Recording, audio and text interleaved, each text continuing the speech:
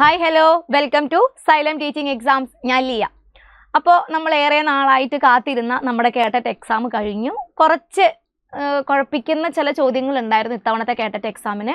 പൊതുവെ എക്സാം കഴിഞ്ഞിട്ടുള്ള കുട്ടികളൊക്കെ നമ്മളോട് പറഞ്ഞത് പരീക്ഷാ ഭവൻ ആ ക്വസ്റ്റ്യൻ ചോദിക്കുന്ന സാധാരണയുള്ള പാറ്റേണിൽ നിന്നും വ്യത്യസ്തമായിട്ടുള്ള കുറച്ച് കാര്യങ്ങൾ ഈ ഒരു എക്സാമിന് കൊണ്ടുവന്നിട്ടുണ്ട്. പക്ഷേ പേടിക്കേണ്ടതായിട്ടുള്ള അതല്ലെങ്കിൽ കൂടുതൽ കൺഫ്യൂഷൻ ആക്കുന്ന തരത്തിലുള്ള ചോദ്യങ്ങളൊന്നും തന്നെ ഉണ്ടായിരുന്നില്ല. കുറച്ച് വളഞ്ഞു മൂക്ക് പിടിക്കുന്ന തരത്തിലുള്ള കാര്യങ്ങൾ ഉണ്ടായിരുന്നു എന്നതൊഴിച്ചാൽ പരീക്ഷ നല്ല എളുപ്പമുള്ളതായിരുന്നു. അത്യാവശ്യം നല്ല മാർക്ക് സ്കോർ ചെയ്യാൻ പറ്റുന്ന തരത്തിലുള്ള ചോദ്യങ്ങൾ ഉണ്ടായിരുന്നു. ക്വാളിഫൈ ചെയ്യാൻ പറ്റുന്ന അത്രയും മാർക്ക് ഉറപ്പായിട്ടും അത്യാവശ്യം നല്ല രീതിയിൽ പഠിച്ച ഒരാൾക്ക് കിട്ടും. അപ്പോൾ നമ്മൾ ഈ ഒരു സെഷനിൽ നോക്കാനായിട്ട് പോകുന്നത് കേട്ടറ്റ് കാറ്റഗറി 1 ചോദിച്ചിട്ടുള്ള സൈക്കോളജി ക്വസ്റ്റ്യൻസ് ആണ്. അതിൻ്റെ ആൻസേഴ്സ് ആണ് നമ്മൾ അനലൈസ് ചെയ്യാനായിട്ട് പോകുന്നത്. നമുക്കറിയാം 30 ചോദ്യങ്ങളാണ് കേട്ടറ്റ് കാറ്റഗറി 1 സൈക്കോളജിയിൽ നിന്ന് ചോദിച്ചിട്ടുണ്ടായിരുന്നത്. അതിലെ ക്വസ്റ്റ്യൻ പേപ്പർ കോഡ് B ആണ് നമ്മൾ നോക്കുന്നത്. അതുകൂടാതെ നമ്മൾ ആ ക്വസ്റ്റ്യൻ ഫുള്ളായിട്ട് വായിക്കുന്നുണ്ട്. അപ്പോൾ അതിൽ കൂടെ നിങ്ങൾക്ക് നിങ്ങളുടെ ഉത്തരം എന്താണ് എന്നൊന്ന് അനലൈസ് ചെയ്തിട്ട് പോവാം. ഓക്കെ, റെഡി ആണല്ലോ? ഫസ്റ്റ് ക്വസ്റ്റ്യൻ വരുന്നത്, താഴെ കൊടുത്തിരിക്കുന്നവയിൽ തെറ്റായ ബന്ധങ്ങൾ ഏതാണ്? ഫസ്റ്റ് ഓപ്ഷൻ ഇന്ദ്രിയ ചാലകഘട്ടം വസ്തുസ്ഥൈര്യത ഇല്ലാതിരിക്കുക. B മൂർത്ത മനോവ്യാപാരഘട്ടം അനുമാന നിഗമന ചിന്ത. C ഔപചാരിക മനോവ്യാപാരഘട്ടം ജ്ഞാനസ്ഥാനാന്തരണം. D Prague മനോവ്യാപാരഘട്ടം. ഇതിൽ ഏതാണ് തെറ്റായി കൊടുത്തിട്ടുള്ള ബന്ധം എന്നാണ്. ഇതിൽ ശരിക്കും പറഞ്ഞു കഴിഞ്ഞാൽ ഈ ക്വസ്റ്റ്യൻ ഒരു എററാണ്. കാരണം എന്താണെന്ന് വെച്ച് കഴിഞ്ഞാൽ ഇവിടെ നമുക്ക് 2 ഉത്തരങ്ങൾ സെലക്ട് ചെയ്യാൻ പറ്റുന്നുണ്ട്. കാരണം നിങ്ങൾ നോക്കിയേ, ഇന്ദ്രിയ ചാലകഘട്ടം സെൻസറി മോട്ടോ സ്റ്റേജിൽ ഒരു കുട്ടി നേടിയെടുക്കുന്ന ഒരു കാര്യമാണ് വസ്തു സ്ഥിരത അല്ലെങ്കിൽ ഒബ്ജക്റ്റ് പെർമനൻസ് എന്ന് പറയുന്നത്. അത് കുട്ടി നേടിയെടുക്കുന്ന ഒരു കാര്യമാണ്, അതില്ലാത്തതല്ല. അപ്പം അത് തെറ്റാണ്. അതിനോടൊപ്പം തന്നെ ഓപ്ഷൻ B അനുമാന നിഗമന ചിന്ത. ഒരിക്കലും ഹൈപ്പോത്തറ്റിക് ഡിഡക്റ്റീവ് റീസണിങ് എവിടെ നടക്കുന്നില്ല? കോൺക്രീറ്റ് ഓപ്പറേഷണൽ സ്റ്റേജിൽ നടക്കുന്നില്ല. അത് ഫോർമൽ ഓപ്പറേഷണൽ സ്റ്റേജിലാണ് നടക്കുന്നത്. അപ്പോൾ ഈ ഒരു 2 ഉത്തരവും നമുക്കിവിടെ ചൂസ് ചെയ്യാനായിട്ട് പറ്റും. പിന്നെ പരീക്ഷാ ഭവന് വേണമെങ്കിൽ എന്തു പറയാം? നമ്മൾ സാധാരണഗതിയിൽ സെൻസറി മോട്ടോ സ്റ്റേജ് എന്ന് പറയുന്നത് ബർത്ത് മുതൽ 2 വയസ്സ് വരെയാണ്. അപ്പോൾ ഇതിലെ 8ാമത്തെ മാസം വരെ കുട്ടിക്ക് എന്തില്ല? വസ്തുസ്ഥിരത എന്ന് പറയുന്ന ഒരു കാര്യം കുട്ടിക്കില്ല. അതിനുശേഷമാണ് ഒബ്ജക്റ്റ് പെർമനൻസ് ആ കുട്ടി നേടിയെടുക്കുന്നത്. വസ്തുക്കളെല്ലാം സ്ഥിരമായിട്ട് ഒരു സ്ഥലത്ത് തന്നെയാണ് ഇരിക്കുന്നത്. അതല്ലെങ്കിൽ ഒരു വസ്തുവിനെ നേരിട്ട് കാണുമ്പോൾ മാത്രമാണ് കുട്ടിക്ക് ആ കാര്യത്തെക്കുറിച്ചുള്ള ചിന്തയൊക്കെ വരുന്നത്. അത് 8 മാസത്തിന് ശേഷമാണ്. അപ്പം അങ്ങനെയാണെങ്കിൽ നമുക്ക് വേണമെങ്കിൽ ഉത്തരം ഏതായിട്ട് സെലക്ട് ചെയ്യാം? B ആയിട്ട് സെലക്ട് ചെയ്യാം. ഒന്നുകിൽ ഉത്തരം B ആയിരിക്കും, അതല്ലെങ്കിൽ ഈ ഒരു ക്വസ്റ്റ്യൻ ക്യാൻസൽ ചെയ്ത് പോകാനാണ് സാധ്യത വരുന്നത്. ഓക്കെ, 1ഉം 2ഉം നമുക്ക് ഉത്തരമായിട്ട് സെലക്ട് ചെയ്യാനായിട്ട് ഇവിടെ ഒരു ഓപ്ഷൻ ഇല്ല. ഒരിക്കലും ഓപ്ഷൻ A ഉത്തരമായിട്ട് വരില്ല. വരുന്നുണ്ടെങ്കിൽ B വരുള്ളൂ. ഓക്കെ, നെക്സ്റ്റ് ക്വസ്റ്റ്യൻ, എറിക് എറിക്സന്റെ അഭിപ്രായത്തിൽ കുട്ടി അനുഭവിക്കുന്ന ആദ്യത്തെ മനോസാമൂഹിക പ്രതിസന്ധി ഏതാണ്?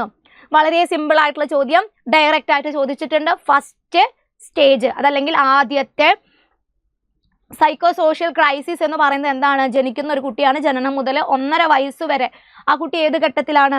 വിശ്വാസം വേഴ്സസ് അവിശ്വാസം, പാരൻസിൻ്റെ അടുത്ത് നിന്നുമുള്ള ഒരു ട്രസ്റ്റ് ക്രിയേറ്റ് ചെയ്തെടുക്കുന്ന ഒരു സമയം എന്നുള്ള രീതിയിൽ നമ്മളിത് പഠിപ്പിച്ചിട്ടുണ്ട്. ഇനി അടുത്ത ചോദ്യം, അബ്രഹാം മാസ്ലോയുടെ ആവശ്യങ്ങളുടെ ശ്രേണിയിൽ ഒഴിഞ്ഞുപോയ ഭാഗത്ത് ഉൾപ്പെടുത്താവുന്ന ആവശ്യം ഏതാണ്? ഒഴിഞ്ഞുപോയ ഭാഗം ഇവിടെ തന്നിട്ടുണ്ട്. ഇവിടെ ഏതാണ് വരുന്നത്? ഫസ്റ്റ് ഓപ്ഷൻ സാമൂഹിക ആവശ്യങ്ങൾ. സെക്കൻഡ് ആത്മബഹുമാന ആവശ്യകതകൾ. C ഭൗതിക ആവശ്യങ്ങൾ. D മുകളിൽ പറഞ്ഞവയെല്ലാം. ഏതാണ് വരുന്നത്? സ്നേഹം, ഒന്നിച്ചു ചേരുക ആവശ്യങ്ങൾ. അതിനു മുകളിൽ വരുന്നത് ആത്മബഹുമാനവുമായി ബന്ധപ്പെട്ട് വരുന്ന ആവശ്യങ്ങളാണ്. സെൽഫ് എസ്റ്റീം നീഡ്സ് ആണ് തേർഡ് ക്വസ്റ്റ്യന്റെ ആൻസർ എന്ന് പറയുന്നത്.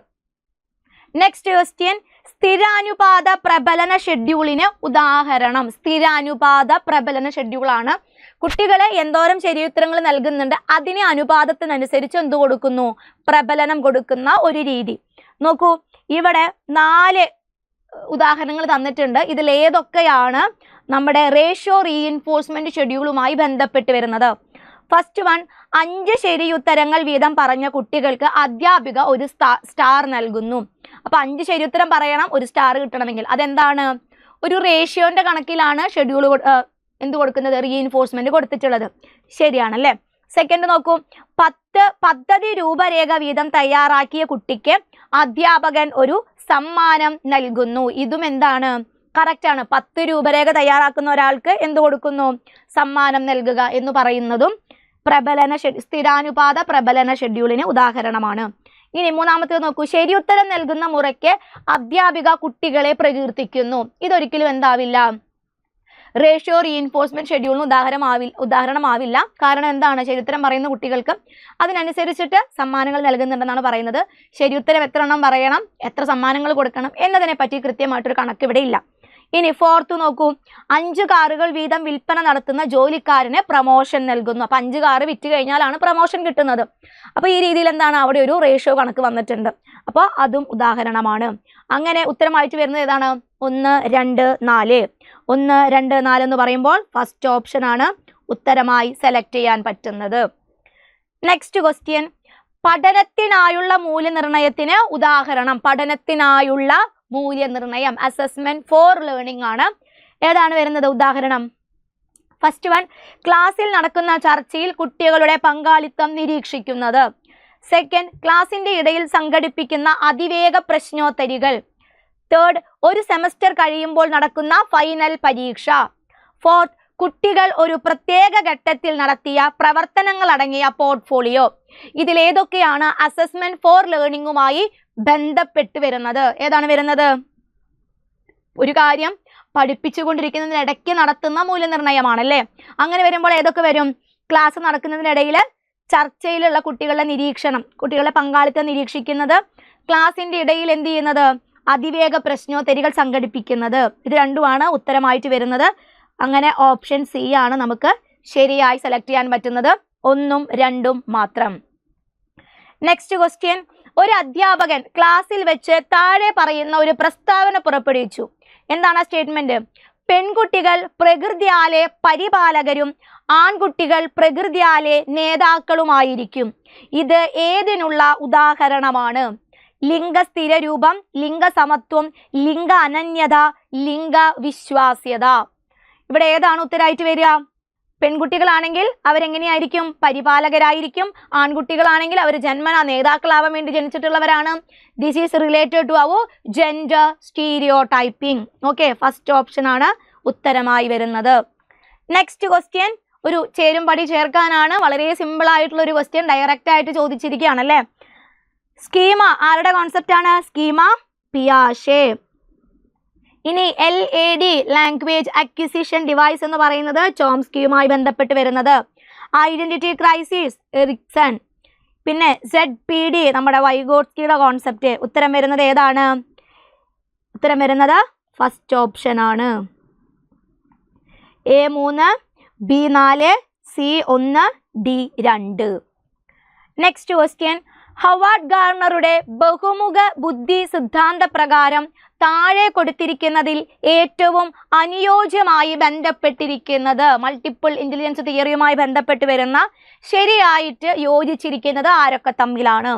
ഫസ്റ്റ് ഓപ്ഷൻ ശില്പി ഭാഷാപരമായ ബുദ്ധി, ബി തത്വചിന്തകൻ ശരീരചാലക ബുദ്ധി, സി ഡാൻസർ അന്തർവൈയക്തിക ബുദ്ധി, ഡി കർഷകൻ പ്രകൃതിപരമായ ബുദ്ധി. ഇതിൽ ഏത് കൂട്ടരാണ് ശരിയായിട്ടുള്ളത്? ആരുടെ ബുദ്ധിയാണ് കറക്റ്റ് ആയിട്ടുള്ളത്? ഓപ്ഷൻ ഡി അല്ലേ, കർഷകൻ പ്രകൃതിപരമായ ബുദ്ധി, നാച്ചുറലിസ്റ്റിക് ഇന്റലിജൻസ് ആണ് ഇവിടെ കറക്റ്റ് ആയിട്ടുള്ളത്. ബാക്കിയെല്ലാം തന്നെ തെറ്റാണ്. Next question. റോബിൻ കണക്കിൽ വളരെ മോശമാണ്. താഴെ പറയുന്നവയിൽ എന്തായിരിക്കാം അതിനുള്ള കാരണങ്ങൾ? പഠനശൈലി, അഭിപ്രേരണ, അത്യന്തമായ ആകാംക്ഷ, മുന്നറിവുകളുടെ അഭാവം. ഇവിടെ എന്താണ് പറഞ്ഞിട്ടുള്ളത്? ഇവിടെ എന്താണ് കൊടുത്തിട്ടുള്ളത്? റോബിൻ എന്തുകൊണ്ടാണ് കണക്കിൽ വളരെ മോശം പ്രകടന നിലവാരം കാണിക്കുന്നത്? അതിനുള്ള കാരണമായിട്ട് നമുക്ക് പറയാൻ പറ്റുന്നത് ഏതൊക്കെയാണ്?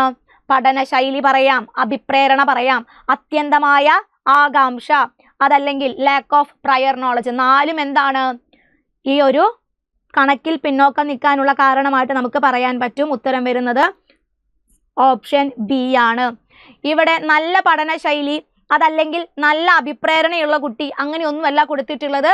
അതുകൊണ്ട് തന്നെ നമ്മുടെ പഠനത്തെ സ്വാധീനിക്കുന്ന എല്ലാ ഘടകങ്ങളും എവിടെ വരും? ഇവിടെ ഉത്തരമായിട്ട് വരും. Okay, next question. ഒരു ഉൾച്ചേർക്കൽ ക്ലാസ് മുറിയിൽ അധ്യാപകർ എന്തൊക്കെയാണ് ചെയ്യേണ്ടത്? ഫസ്റ്റ് വൺ, വ്യത്യസ്ത പഠന സാങ്കേതികതകൾ ഉപയോഗിക്കുന്നു. സെക്കൻഡ്, കുട്ടികളുടെ ഓട്ടോണമി പരിപോഷിപ്പിക്കുന്നു. തേർഡ്, സഹവർത്തിത പ്രവർത്തനങ്ങൾ ഉപയോഗിക്കുന്നു. ഫോർത്ത്, സുരക്ഷിതവും ഗുണാത്മകവുമായ പരിസരം സൃഷ്ടിക്കുന്നു. ഇവിടെ ഏതൊക്കെ കാര്യങ്ങളാണ് ഇൻക്ലൂസീവ് ക്ലാസ് റൂമുമായി ബന്ധപ്പെട്ട് വരുന്നത്? ഏതൊക്കെ വരുന്നുണ്ട്?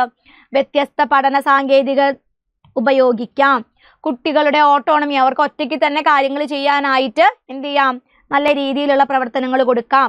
ഇനി അതല്ലെങ്കിൽ സഹവർത്തിത പഠന പ്രവർത്തനങ്ങൾ നൽകാം, അല്ലേ, ഗ്രൂപ്പ് ആക്ടിവിറ്റീസ് നൽകാം. ഇനി അതല്ലെങ്കിൽ അവർക്ക് പോസിറ്റീവ് ആയിട്ടുള്ള സേഫ് ആയിട്ടുള്ള ഒരു ലേണിംഗ് എൻവയോൺമെന്റ് ക്രിയേറ്റ് ചെയ്യാം. നാലും എന്താണ്, നമുക്ക് ഒരു ഉൾച്ചേർക്കൽ ക്ലാസ് മുറിയിൽ ഉപയോഗിക്കാൻ പറ്റുന്നതാണ്. ഉത്തരം വരുന്നത് ഓപ്ഷൻ ഡി ആണ്. 1, 2, 3, 4 എന്നിവ ഉപയോഗിക്കാം. നെക്സ്റ്റ് ക്വസ്റ്റ്യൻ, ജനറൽ എക്സൈറ്റ്മെന്റ് എന്ന ഒരു വികാരം മാത്രമാണ് എമി എന്ന കുട്ടി പ്രകടിപ്പിക്കുന്നത്. കാതറിൻ ബ്രിഡ്ജസിന്റെ അഭിപ്രായത്തിൽ ഈ കുട്ടി ഏത് പ്രായത്തിൽ ഉൾപ്പെടുന്നു? സിമ്പിൾ ആയിട്ടുള്ള ഒരു ക്വസ്റ്റ്യൻ. ആദ്യത്തെ വികാരം അല്ലെ, ജനിക്കുന്ന ഒരു കുട്ടിയിൽ കാണാൻ പറ്റുന്നത് ഒരു ജനറൽ എക്സൈറ്റ്മെന്റ് മാത്രമായിരിക്കും. അപ്പോൾ എവിടെയാണ് ഇതിന് ഉത്തരം വരിക? കൗമാരം, ശൈശവം, പിൽക്കാല ബാല്യം, മധ്യബാല്യം. ഉത്തരം വരുന്നത് ഓപ്ഷൻ ബി, ശൈശവം. നെക്സ്റ്റ് ക്വസ്റ്റ്യൻ, ചെറിയ ക്ലാസ്സിലെ കുട്ടികളുടെ ഭാഷാ വികസനത്തിന് താഴെ കൊടുത്തിരിക്കുന്ന ഏതൊക്കെ പ്രവർത്തനങ്ങൾ നിർദ്ദേശിക്കാം? ലാംഗ്വേജ് ഡെവലപ്മെന്റിന് നൽകാൻ പറ്റിയിട്ടുള്ള പ്രവർത്തനങ്ങൾ. ഫസ്റ്റ് വൺ, നിറങ്ങളുടെ അടിസ്ഥാനത്തിൽ അക്ഷരങ്ങൾ തരം തിരിക്കുക. സെക്കൻഡ്, കുത്തുകൾ തമ്മിൽ യോജിപ്പിച്ച് അക്ഷരങ്ങൾ നിർമ്മിക്കുക. തേർഡ്, വിരലടയാളം ഉപയോഗിച്ച് അക്ഷരങ്ങൾക്ക് നിറം പകരുക. 4, അക്ഷരങ്ങൾ കൊണ്ടുള്ള ബ്ലോക്ക് നിർമ്മാണ പ്രവർത്തനം. ഈ 4 ആക്ടിവിറ്റീസ് നമുക്ക് എന്ത് ചെയ്യാം? ലാംഗ്വേജ് ഡെവലപ്മെന്റുമായി ബന്ധപ്പെട്ട് കുട്ടികൾക്ക് നൽകാൻ കഴിയുന്നതാണ്. ഉത്തരം വരുന്നത് ഓപ്ഷൻ എ, 1, 2, 3, 4 എന്നിവ നൽകാം. ഇനി നെക്സ്റ്റ് ക്വസ്റ്റ്യൻ, ഭിന്നശേഷിക്കാരുടെ ഉന്നമനത്തിനായുള്ള UN കൺവെൻഷൻ നടന്നത് എന്നാണ്? ഭിന്നശേഷിക്കാരുടെ ഉന്നമനത്തിന് വേണ്ടിയിട്ടുള്ള UN കൺവെൻഷൻ നടന്നിട്ടുള്ളത്, അതിൻ്റെ കറക്റ്റ് ആയിട്ടുള്ള ആൻസർ എന്ന് പറയുന്നത് ഡിസംബർ 13, 2006 ഇവിടെ അങ്ങനെ ഒരു ഉത്തരം നമുക്ക് കാണാൻ പറ്റുന്നില്ല. അതുകൊണ്ട് ഈ ഒരു ക്വസ്റ്റ്യൻ ക്യാൻസൽ ആയി പോവാനുള്ള സാധ്യതയാണ് കൂടുതലായിട്ട് വരുന്നത്. അതുകൊണ്ട് ഇതിന് ഉത്തരം നമുക്ക് പറയാൻ പറ്റില്ല. കറക്റ്റ് ആയിട്ടുള്ള UN convention on rights of persons with disabilities എന്ന് പറയുന്ന ഒരു കോൺസെപ്റ്റ്, ആ ഒരു കോൺസെപ്റ്റ് വന്നിട്ടുള്ളത് ഡിസംബർ 13, 2006 ഓക്കെ.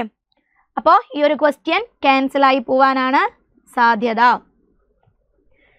14ാമത്തെ ചോദ്യം, കുട്ടികളുടെ പേശി ചാലക വികസനത്തിന് ഒരു ഉദാഹരണം. മോട്ടോ ഡെവലപ്മെന്റുമായി ബന്ധപ്പെട്ട് വരുന്ന ക്വസ്റ്റ്യൻ ആണ്. ഇവിടെ ഉദാഹരണമായി പറയാൻ പറ്റുന്നത് ഏതാണ്? മോട്ടോ ഡെവലപ്മെന്റിന് ഉദാഹരണമായി പറയാൻ പറ്റുന്നത് ഏത്? ഫസ്റ്റ് ഓപ്ഷൻ, ഖരരൂപത്തിലുള്ള ആഹാരം കഴിക്കുവാൻ ആരംഭിക്കുന്നത്. സെക്കൻഡ്, കുട്ടിക്കാലത്ത് തനിച്ചാകുമ്പോൾ പേടി തോന്നുന്നത്. സി, നിറങ്ങൾ തിരിച്ചറിയുവാൻ കഴിയുന്നത്. ഡി, 1.5 വയസ്സാകുമ്പോൾ നടന്നു തുടങ്ങുന്നത്. ഇതിൽ മോട്ടോ ഡെവലപ്മെന്റുമായി ബന്ധപ്പെട്ട് വരുന്നത് ഓപ്ഷൻ ഡി ആണ്. 1.5 വയസ്സാകുമ്പോൾ നടന്നു തുടങ്ങുന്നത്, നടക്കുക എന്ന് പറയുന്നതാണ് ഇവിടെ മോട്ടോ ഡെവലപ്മെന്റിന്റെ കീഴിൽ വരുന്നത്.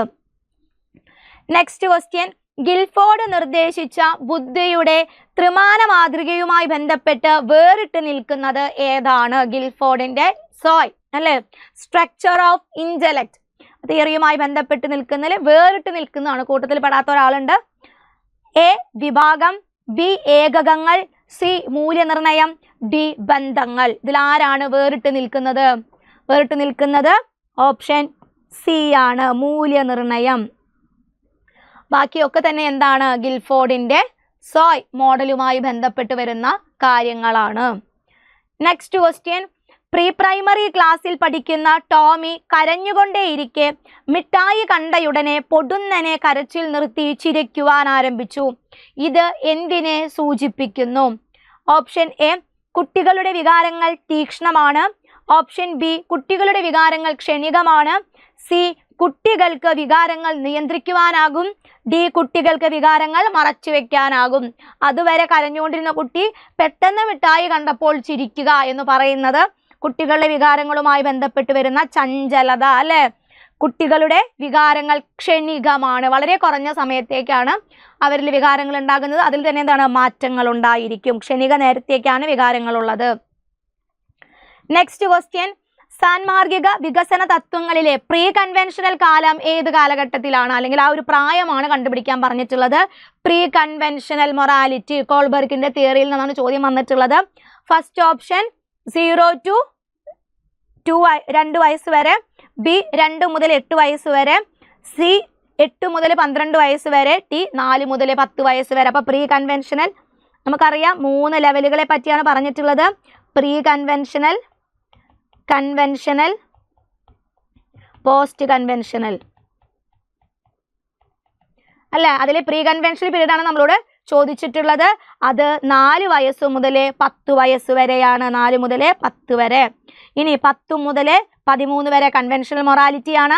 പോസ്റ്റ് കൺവെൻഷണൽ മൊറാലിറ്റി എന്ന് പറയുന്നത് 13 മുതൽ 20 വയസ്സ് വരെ, അഡോളസൻസ് പീരിയഡ്. ഓക്കെ, അപ്പോൾ 17ാമത്തെ ചോദ്യത്തിന്റെ ഉത്തരം വരുന്നത് ഓപ്ഷൻ ഡി ആണ്, 4 മുതൽ 10 വയസ്സ് വരെ. 18ാമത്തെ ചോദ്യം, സ്കൂളിലേക്കുള്ള തന്റെ ആദ്യ ദിനത്തിൽ റോബൻ ഒന്നിനു പിറകെ ഒന്നായി 3 കുട്ടികളെ കണ്ടു. 3 പേരും റോബനെ നോക്കി ചിരിച്ചു. ഈ സ്കൂളിലെ കുട്ടികളെല്ലാം നല്ല സുഹൃത്തുക്കളാണെന്ന നിഗമനത്തിൽ റോബൻ എത്തിച്ചേർന്നു. ഇത് ഏത് തരം ചിന്തയാണെന്ന് തിരഞ്ഞെടുക്കുക. ആഗമന ചിന്ത, ട്രാൻസ്ഡക്റ്റീവ് ചിന്ത, നിഗമന ചിന്ത, മുകളിൽ പറഞ്ഞതെല്ലാം. ഇവിടെ എന്താണ് ട്രാൻസ്ഡക്റ്റീവ് തിങ്കിങ് ആണ് ഇവിടെ നടത്തിയിട്ടുള്ളത്. ട്രാൻസ്ഡക്റ്റീവ് ചിന്ത, ഓപ്ഷൻ ബി ആണ് ഉത്തരം വരുന്നത്. പരസ്പരം ബന്ധമില്ലാത്ത കുറേ കാര്യങ്ങൾ നോക്കിയിട്ട് എന്ത് ചെയ്യുക, അതുമായി ബന്ധമില്ലാത്ത ഒരു നിഗമനത്തിലേക്ക് എത്തിച്ചേരുക. ചില കാര്യങ്ങൾ നിരീക്ഷിച്ച് പരസ്പരം ബന്ധമില്ലാത്ത ഒരു നിഗമനത്തിൽ എത്തിച്ചേരുന്നത് ട്രാൻസ്ഡക്റ്റീവ് റീസണിങ്ങുമായി ബന്ധപ്പെട്ട് വരുന്ന കാര്യമാണ്. അപ്പോൾ 18ാമത്തെ ചോദ്യത്തിന് ഉത്തരം വരുന്നത് ഓപ്ഷൻ ബി ആണ്. 19ാമത്തെ ചോദ്യം, തൻ്റെ പാവയോട് 4 വയസ്സ് പ്രായമുള്ള കുട്ടി സംസാരിക്കുകയും കഥകൾ പറഞ്ഞ് ഉറക്കാൻ ശ്രമിക്കുകയും ചെയ്യുന്നു. പിയാഷെയുടെ അഭിപ്രായത്തിൽ ഇത് ഏതിനുള്ള ഉദാഹരണമാണ്? ഓപ്ഷൻ എ അനുമാന നിഗമന ചിന്ത, ബി അനിമിസ്റ്റിക് ചിന്ത, സി വസ്തുസ്ഥൈര്യം, ഡി കേന്ദ്രീകരണം. ഇവിടെ പാവയോട് കഥകൾ പറഞ്ഞു കൊടുക്കുകയാണ്, പാവയോട് കിന്നാരം പറയുകയാണ്. അത് അനിമിസ്റ്റിക് ചിന്തയുമായി ബന്ധപ്പെട്ട് വരുന്നതാണ്. ഓപ്ഷൻ ബി ആണ് ഉത്തരം വരുന്നത്. ജീവനില്ലാത്ത വസ്തുക്കൾക്ക് എന്ത് ചെയ്യുന്നു, ജീവനുള്ളവരത് പോലെയുള്ള പ്രത്യേകതകളൊക്കെ ഉണ്ടെന്നാണ് കുട്ടിയുടെ വിചാരം. അത് കണ്ടിട്ട് കുട്ടി പാവയോട് വർത്തമാനം പറയുന്നു, അതല്ലെങ്കിൽ തലോണയോട് വർത്തമാനം പറയുന്നു. ഇങ്ങനെയുള്ള കാര്യങ്ങളൊക്കെ വരുന്നത് അനിമിസ്റ്റിക് ചിന്തയുടെ ഭാഗമായിട്ടാണ്. ഇനി 20ാമത്തെ ചോദ്യം, കുട്ടികളിലെ സൂക്ഷ്മപേശി ചാലക വികസനത്തിന് താഴെ പറയുന്ന ഏതൊക്കെ പ്രവർത്തനങ്ങളാണ് ഏറ്റവും യോജിച്ചത്? സൂക്ഷ്മപേശി ചാലക വികാസം എന്ന് കൊടുത്തിട്ടുണ്ട്, അത് കൃത്യമായിട്ട് വായിച്ചു നോക്കുക. Fine motor development. First one നീന്തൽ, സെക്കൻഡ് മരം കയറൽ, തേർഡ് സ്വയം ആഹാരം കഴിക്കുവാൻ സ്പൂൺ നൽകൽ, 4 സ്ക്രൂ ഇടാനും അഴിക്കാനുമായി കളിപ്പാട്ടം നൽകുക. ഇതിൽ ഏതൊക്കെ കാര്യങ്ങളാണ് ഫൈൻ മോട്ടോർ ഡെവലപ്മെന്റുമായി ബന്ധപ്പെട്ട് വരുന്ന കാര്യങ്ങൾ? ഏതൊക്കെയാണ് വരുന്നത്? 3ഉം 4ഉം അല്ലേ? ഓപ്ഷൻ ബി ആണ് ഉത്തരമായിട്ട് വരുന്നത്. സ്പൂൺ ഉപയോഗിച്ച് ഭക്ഷണം കഴിക്കുക എന്ന് പറയുമ്പോൾ കൈകൊണ്ട് വാരി തിന്നുന്നത് പോലെ എല്ലാ വിരലും എല്ലാ മസിൽസിനും ഉപയോഗിക്കാൻ പറ്റില്ല. എന്ത് മാത്രമേ പറ്റുള്ളൂ? സ്പൂണ് ഉപയോഗിക്കാനായിട്ട് ആവശ്യമുള്ള ആ മസിൽസിനെ മാത്രം കോർഡിനേറ്റ് ചെയ്ത് ചെയ്യേണ്ട ഒരു പ്രവർത്തനമാണ്. അതുപോലെ തന്നെയാണ് സ്ക്രൂ അല്ലേ? സ്ക്രൂ ഇടാനും അതുപോലെ തന്നെ അത് ഊരാനും എന്താണ് ഫൈൻ മോട്ടോറാണ് അവിടെ നമ്മൾ ഉപയോഗിക്കേണ്ടത്. നമ്മുടെ ചെറിയ മസിൽസിനെയാണ് അവിടെ നമ്മൾ കോർഡിനേറ്റ് ചെയ്യേണ്ടത്. ഉത്തരം വരുന്നത് ഓപ്ഷൻ ബി ആണ്, 3ഉം 4ഉം മാത്രം. 21ാമത്തെ ചോദ്യം, സ്ഥാനാന്തരണം എന്ന പ്രതിരോധ തന്ത്രത്തിന് ഉദാഹരണം. സ്ഥാനാന്തരണം എന്ന് പറയുന്നത് ഡിസ്പ്ലേസ്മെന്റ് ആണ്. ഡിസ്പ്ലേസ്മെന്റ് എന്ന് പറയുന്നത് എന്താണ്? അങ്ങാടിയിൽ തോറ്റതിന് അമ്മയോട് എന്നുള്ള രീതിയിൽ പ്രതികരിക്കുന്നത്. ഫസ്റ്റ് വൺ, അധ്യാപകന്റെ ശിക്ഷ ലഭിച്ച കുട്ടി വീട്ടിൽ വന്ന് സ്വന്തം അനുജനെ ആക്രമിക്കുന്നു. എന്താണ്? ദേഷ്യം ആരോടാണ്? അധ്യാപകന്റെ കയ്യിൽ നിന്ന് അടി കിട്ടിയത്, പക്ഷെ ആ ദേഷ്യം തീർക്കുന്നത് ആരോടാണ്? അനിയനോട്. അത് സ്ഥാനാന്തരണത്തിന് ഡിസ്പ്ലേസ്മെന്റിന് ഒരു ഉദാഹരണമാണ്. സെക്കൻഡ്, പ്രിൻസിപ്പളിന്റെ വഴക്ക് കേട്ട ഉദ്യോഗസ്ഥൻ തിരിച്ച് ഒന്നും പ്രതികരിക്കാതെ വീട്ടിൽ വന്ന് ഭാര്യയെ വഴക്ക് പറയുന്നു. ദേഷ്യത്തിന് കാരണക്കാരൻ വേറൊരാളാണ്, അത് പ്രകടിപ്പിക്കുന്നത് വേറൊരാളുടെ അടുത്തു നിന്നാണ്. അപ്പോൾ എന്താണ്?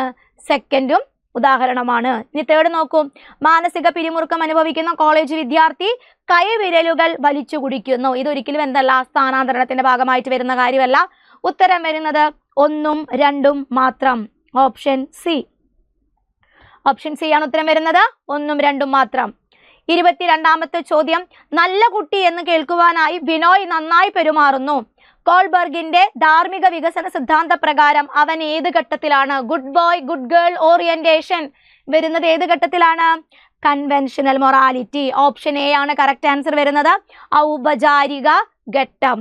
ഇവിടെ പ്രീ കൺവെൻഷണൽ മൊറാലിറ്റി ഉണ്ട്. പ്രീ കൺവെൻഷണൽ മൊറാലിറ്റി എന്ന് പറയുമ്പോൾ ശിക്ഷയിൽ നിന്ന് രക്ഷപ്പെടുന്ന ഒരു ഘട്ടവും അതുപോലെ തന്നെ തൻ്റെ ആവശ്യങ്ങൾ നേടിയെടുക്കാൻ വേണ്ടിയിട്ട് മുതിർന്നവരെ അനുസരിക്കുന്ന ഒരു ഘട്ടം.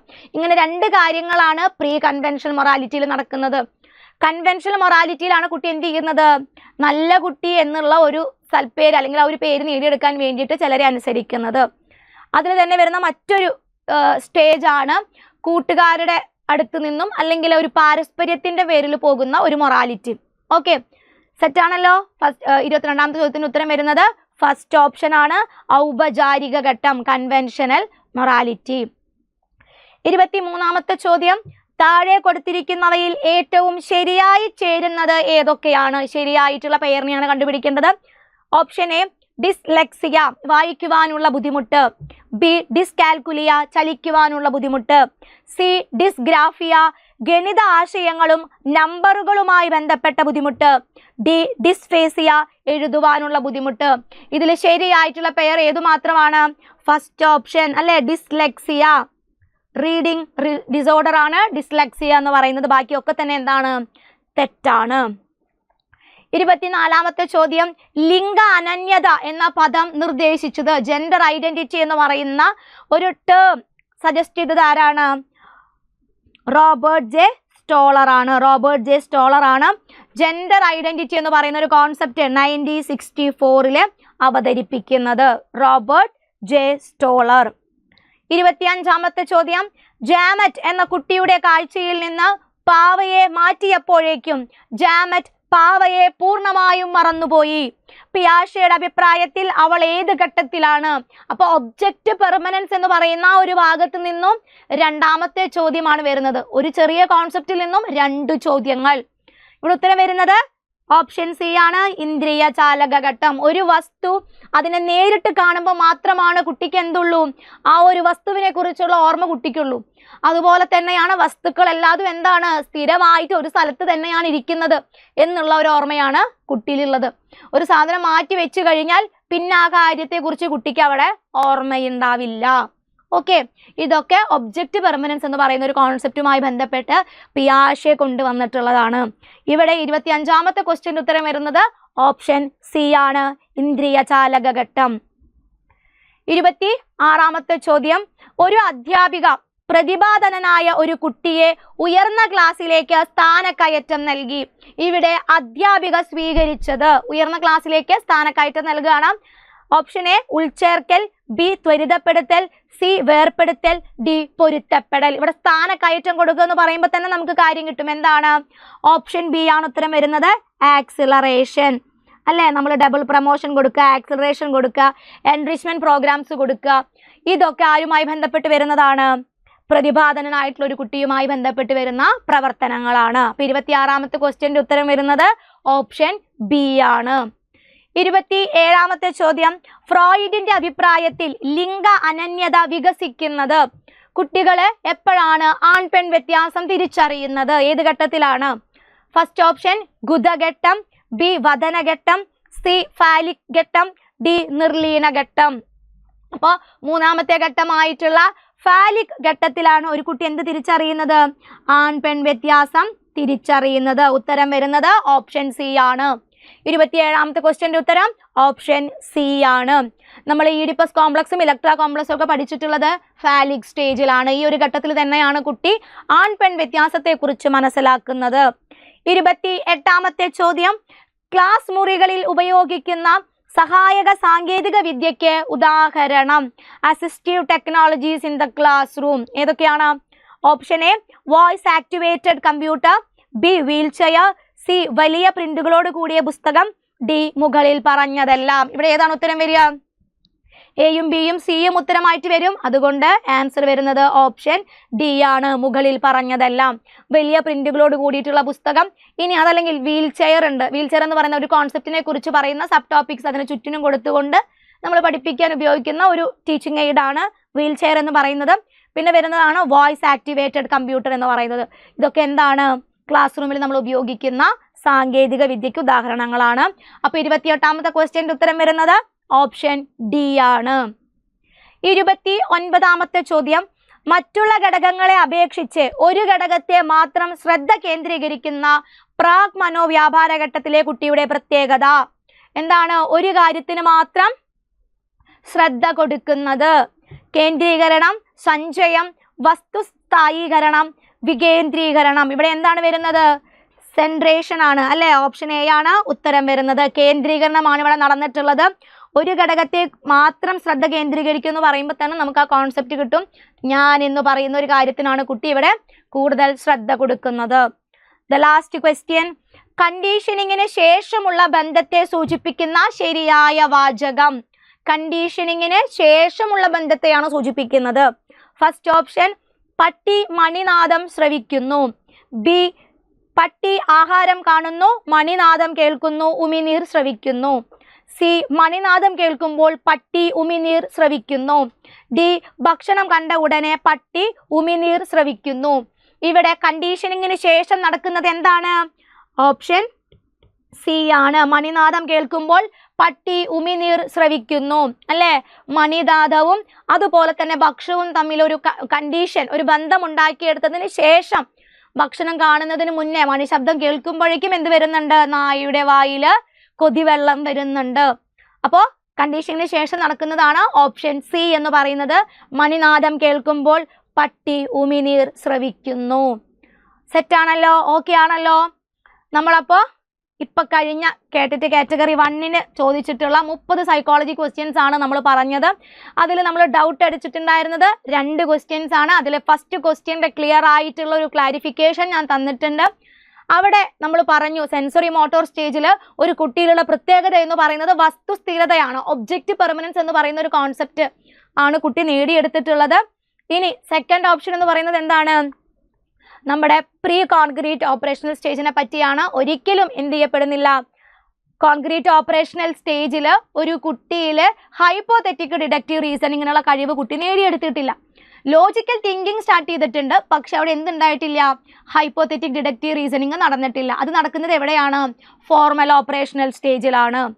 ഓക്കെ, അപ്പോൾ എന്താണ് സാധാരണഗതിയിൽ ആ ഒരു ക്വസ്റ്റ്യൻ ക്യാൻസൽ ചെയ്ത് പോകാനുള്ള സാധ്യതയാണ് വരുന്നത്. അല്ലാത്ത പക്ഷം പരീക്ഷാ ഭവൻ ഉത്തരമായിട്ട് സെലക്ട് ചെയ്യുക ഓപ്ഷൻ ബി ആയിരിക്കും. ഓക്കെ, ഇനി മറ്റൊരു ക്വസ്റ്റ്യൻ ആണ് നമ്മൾ പറഞ്ഞത്. ഭിന്നശേഷിക്കാരുടെ ഉന്നമനത്തിന് വേണ്ടിയിട്ട് വന്നിട്ടുള്ള UN കൺവെൻഷൻ അത് നടന്നിട്ടുള്ളത് 2006 ഡിസംബർ 13-നാണ്. അങ്ങനെ ഒരു ഡേറ്റ് നമ്മുടെ ഓപ്ഷനിൽ കൊടുത്തിട്ടില്ല. ആ കൊടുക്കാത്തത് കൊണ്ട് തന്നെ ആ ഒരു ക്വസ്റ്റ്യൻ ക്യാൻസലായി പോകും. ബാക്കിയുള്ള ക്വസ്റ്റ്യൻസ് ഒക്കെ വളരെ ക്ലിയർ കട്ട് ആയിട്ടുള്ള ക്വസ്റ്റ്യൻസ് ആണ്. ഡയറക്റ്റ് ആയിട്ട് ചോദിച്ചിട്ടുള്ള ക്വസ്റ്റ്യൻ ഉണ്ടായിരുന്നു. ക്വസ്റ്റ്യൻ കാണുമ്പോൾ ക്വസ്റ്റ്യൻ പാറ്റേണിൽ പരീക്ഷ ഭവൻ ഒരുപാട് മാറ്റങ്ങൾ വരുത്തിയിട്ടുള്ളതായിട്ട് നമുക്ക് മനസ്സിലാവുന്നുണ്ട്. കുറച്ച് ആപ്ലിക്കേഷൻ ലെവൽ തന്നിട്ടുണ്ട്. അതുപോലെ തന്നെ ചേരുംപടി ചേർക്കാനായിട്ട് കുറച്ചധികം കാര്യങ്ങളെ കൊടുത്തിട്ടുണ്ട്. അങ്ങനെ ഒരു ചേരുംപടി ചേർക്കുക എന്ന് പറയുന്ന ഒരു സ്കീം കൊണ്ടുവരുമ്പോൾ തന്നെ കുറേ അധികം പോർഷൻസ് കവർ ചെയ്തുകൊണ്ട് പരീക്ഷ ഭവന് ക്വസ്റ്റ്യൻസ് ഉണ്ടാക്കാനായിട്ട് പറ്റിയിട്ടുണ്ട്. പുറമേ നിന്നുള്ള ചോദ്യങ്ങളൊന്നും വന്നിട്ടില്ല. സിലബസ് മൊത്തത്തിൽ കവർ ചെയ്യാൻ പരീക്ഷ ഭവൻ ശ്രദ്ധിച്ചിട്ടുണ്ട്. കുറച്ച് വെറൈറ്റി ക്വസ്റ്റ്യൻസ് ഉണ്ടായിരുന്നു ഇതുവരെ കണ്ടതിൽ നിന്ന് വ്യത്യസ്തമായിട്ട്. എന്നിരുന്നാൽ കൂടെയും ഓവറോൾ ആയിട്ട് നമ്മൾ പറയുകയാണെങ്കിൽ അത്യാവശ്യം നല്ല രീതിയിൽ ഒരു 100 മാർക്ക് അതിന് മുകളിലേക്ക് സ്കോർ ചെയ്യാനായിട്ടുള്ള കാര്യങ്ങളൊക്കെ തന്നെ ക്വസ്റ്റ്യൻ പേപ്പറിലുണ്ട്. അത്രയ്ക്ക് ടഫ് ആയിരുന്നില്ല. എല്ലാവർക്കും ഈ വരുന്ന ഒരു കേട്ടിട്ട് തന്നെ ക്വാളിഫൈ ചെയ്യാൻ പറ്റട്ടെ എന്ന് പ്രാർത്ഥിക്കുകയാണ്.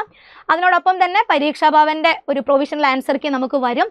പക്ഷെ അത് കുറച്ച് സമയം എടുക്കും. ഒരു 2 ആഴ്ചയോ 3 ആഴ്ചയോ കഴിഞ്ഞിട്ടായിരിക്കും പരീക്ഷാ ഭവൻ്റെ പ്രൊവിഷണൽ ആൻസർ കീ വരിക. പ്രൊവിഷണൽ ആൻസർ കീ വന്നു കഴിഞ്ഞാൽ നമുക്ക് ചാലഞ്ച് ചെയ്യാനായിട്ടുള്ള ഒരു അവസരം ഉണ്ടായിരിക്കും. നമ്മൾ പഠിച്ചിട്ടുള്ള കാര്യങ്ങൾക്ക് വിരുദ്ധമായിട്ടാണ് പരീക്ഷാ ഭവൻ്റെ ആൻസർ കീ വരുന്നതെങ്കിൽ കൃത്യമായിട്ട് നമുക്ക് പ്രൂഫൊക്കെ വെച്ച് അത് ചാലഞ്ച് ചെയ്യാനായിട്ട് പറ്റും.